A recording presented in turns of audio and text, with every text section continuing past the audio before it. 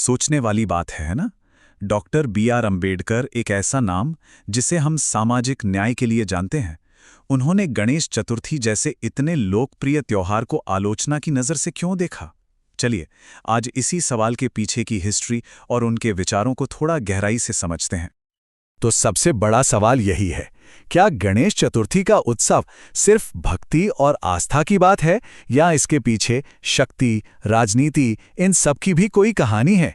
यही वो लेंस है जिससे हम आज इस पूरे मुद्दे को देखने की कोशिश करेंगे। अच्छा, अंबेडकर के नज़रिए तक पहुंचने से पहले थोड़ा पीछे चलते हैं।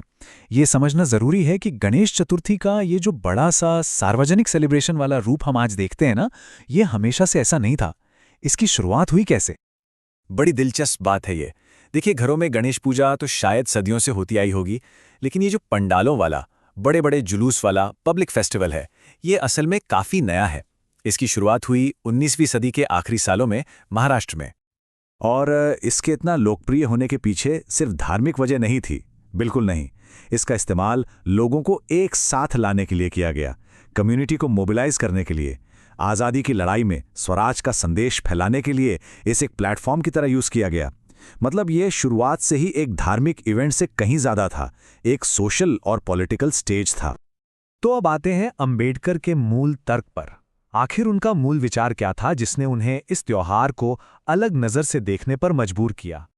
देखिए, अंबेडकर का विश्लेषण यहाँ से शुरू होता है। उनका कहना था कि जाति व्यवस्था यानी कास्ट सिस्टम सिर्फ एक सोशल कस्टम नहीं है, एक बुरी आदत नहीं है। इसकी जड़ें बहुत गहरी हैं और उन्हें मजबूती मिलती है धार्मिक मान्यताओं से, रिलीजियस प्रिंसिपल से। इसलिए उनका तर्क था कि अगर आपको जाति को खत्म करना है तो आप सिर्फ समाज को नहीं बदल सकते, आपको उन धार्मिक विचारों को भी चैलेंज करना पड़ेगा जो इसे आधार देते हैं। उनके शब्दों में ही इसका सार है।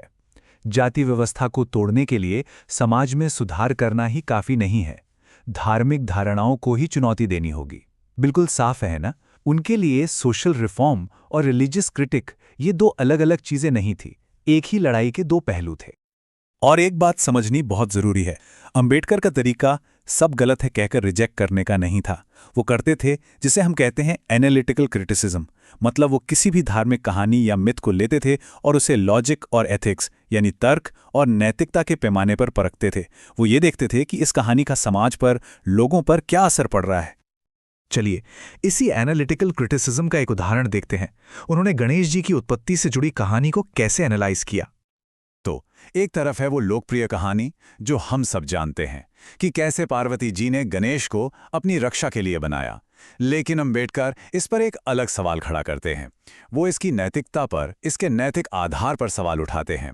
उनका तर्क था कि जिस कहानी में उत्पत्ति को अशुद्ध या अनुचित कहा जा सकता है, उस पर आधारित देवता की पूजा की नैतिकता क्या है? ये एक बहुत ही आलोचनात्मक सवाल था। यहाँ ये पॉइंट बहुत ज़रूरी है। उनका मकसद किसी की व्यक्तिगत भावनाओं को ठेस पहुंचाना नहीं था। उनका फोकस इस बात पे था कि जब हम ऐसी कहानियों को बिना सवाल किए दिव्य या पवित्र मान लेते हैं तो इसका समाज पर क्या असर पड़ता है। क्या ऐसी कहानियां अनजाने में ही सही किसी तरह के सामाजिक ऊंच नीच या भेदभाव को सही ठहराने का काम करती हैं? तो ये तो हुई आदर्शों और विचारों की बात, लेकिन इसका ज़मीनी हकीकत से क्या लेना देना था? चलिए देखते हैं कि ये बहस असल में समाज में कैसे चल रही थी। आप देखिए 1800 के आखिर में ये त्योहार लोगों को जोड़ने के लिए लोकप्रिय हुआ, लेकिन 1900 की शुरुआत तक एक अलग ही तस्वीर सामने आने लगी। कई जगहों पर निचली जातियों के लोगों को इन सार्वजनिक समारोहों से बाहर रखा जा रहा था, उन्हें शामिल नहीं किया जा रहा था। और इसी बहिष्कार के खिलाफ, इसी भेदभाव के खिलाफ अंबेडकर और उनके साथियों ने सार्वजनिक स्थानों में सबके बराबर के हक के लिए आंदोलन किए।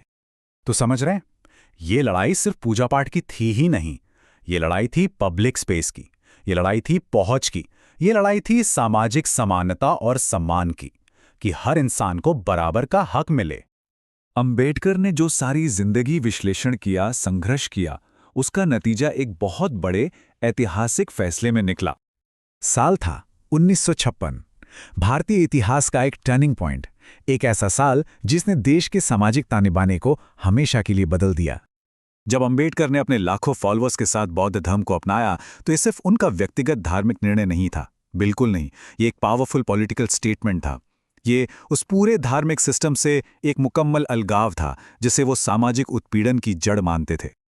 उनका ये कहना कि मैंने हिंदू धर्म छोड़ने का फैसला किया है क्योंकि ये इस सामाजिक उत्पीड़न की जड़ है और मैं इन जाति आधारित बंधनों को तोड़ना चाहता हूं, ये इस पूरे कदम के पीछे की वजह को बिल्कुल साफ कर देता है।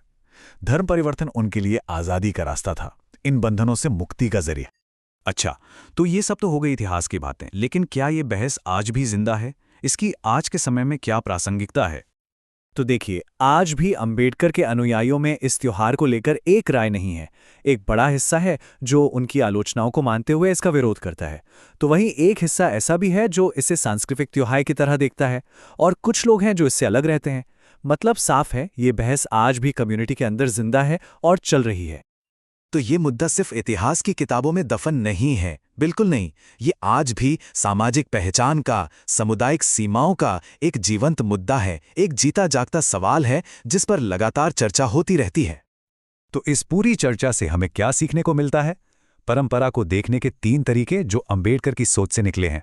पहला, आंख बंद करके फॉलो मत करो, सवाल करो। पूछो कि क्या कोई परंपरा सबके साथ बराबरी का व्यवहार करती है।